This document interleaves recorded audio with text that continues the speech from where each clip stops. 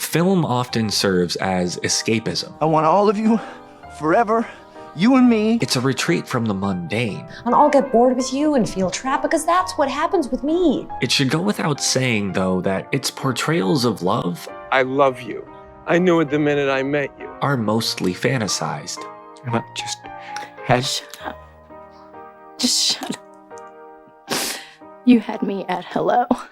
Enter 500 Days of Summer, a film whose protagonist has trouble separating fantasy from reality. Tom is a hopeless romantic, conditioned to be so since childhood. These dreams of what life should really be like have bled into his day-to-day routine. He doesn't find enjoyment in his work, he's given up on his passion for architecture, he's set impossible standards for nearly every aspect of his life, assuming it should be this constant highlight reel of pleasure and fulfillment. As a result, he experiences emotional extremes and constantly lets himself down. I don't want to get over her.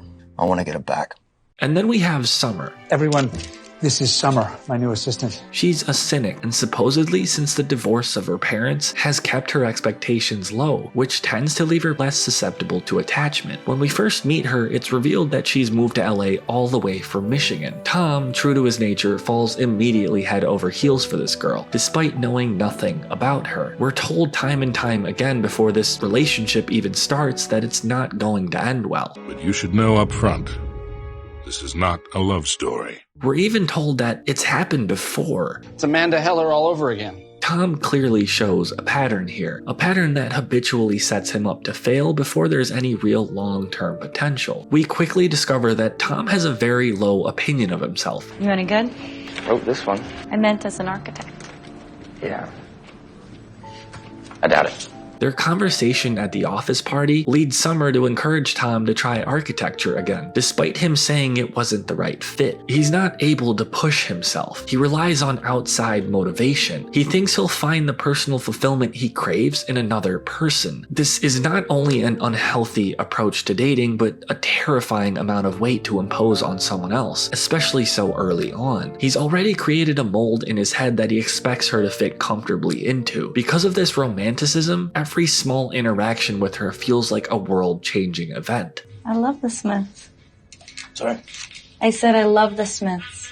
This leads Tom to begin overanalyzing every interaction with her, and is left devastated when she doesn't react the way he wants. How's your weekend?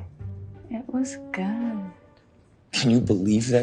She said it was good, emphasis on the good. She basically said she spent the weekend having sex with some guy she met at the gym. He tends to habitually assume the worst. Despite there not being any spoken boundary here, he already feels entitled to her time, effort, and exclusivity, even though he's yet to even ask her out. They end up hanging out for the first time at karaoke night, where Tom would find out that not only does Summer not have a boyfriend, but she doesn't want one. I just don't feel comfortable being anyone's girlfriend. I don't actually feel comfortable being anyone's anything, you know? Wait.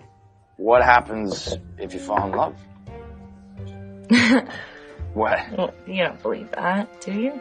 Tom is so desperate for intimacy, he's overlooking the clear initial signs that this will end in disaster. This BoJack scene perfectly expresses it. You know, it's funny. When you look at someone through rose-colored glasses, all the red flags just look like flags. To her credit, Summer is painfully honest, but Tom is constantly convincing himself that she, like him, just hasn't found the right one yet. The problem is, only one of them is ever convinced they're the perfect fit, not through genuine compatibility, but through sheer delusion. Tom enables this vicious cycle by going along with Summer's pitch for a short-term, casual relationship. I just want to tell you that, I'm not really looking for anything serious. He's hiding his true feelings while coping and seething in silence, secretly hoping it'll turn into something more. I'm in love with Summer. I love her smile. I love her hair. I love her knees. This, of course, is never reciprocated. No, don't pull that with me. Don't even try to... And eventually, after numerous attempts on Tom's end to make it serious, Summer decides to break things off. I think we should stop seeing each other. Just like that? Just like that. This wasted effort causes Tom to lash out. I don't care. I'm happy. Aren't you happy? You're happy? You're not? All we do is argue. That is bullshit. And at this point, he can barely stomach the sight of his pancakes. Summer seems to be super dismissive of his feelings in this scene. That is good. I'm really glad we did this.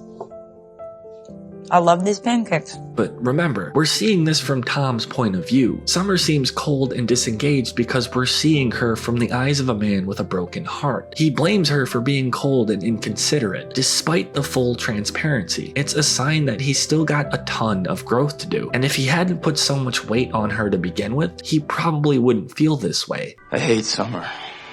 I hate her crooked teeth. I hate her 1960s haircut. I hate her knobby knees. The guidance and advice Tom usually needs comes in the form of his younger sister. I know you think that she was the one, but I don't. No, I think you're just remembering the good stuff. Next time you look back, I really think you should look again.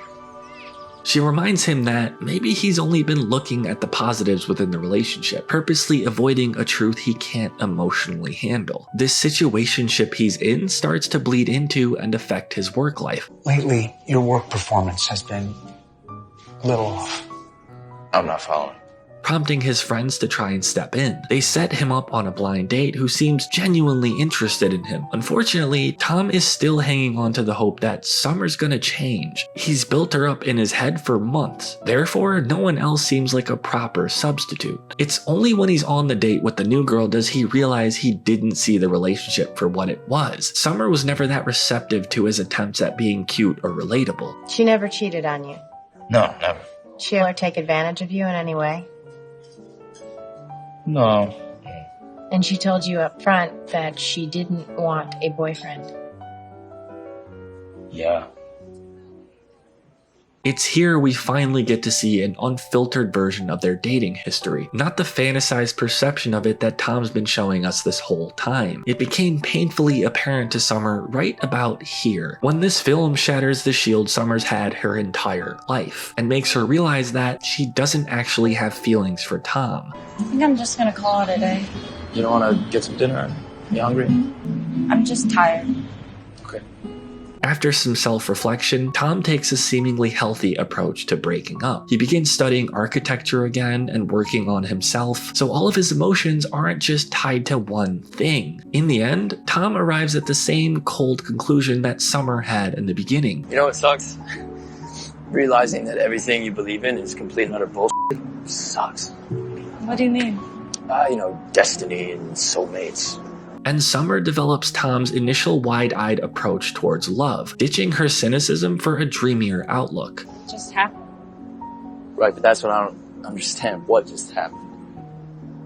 I just woke up one day and I knew. Knew what? What I was never sure of with you. Summer leaves him with some final and painful words. It just wasn't me that you were right about.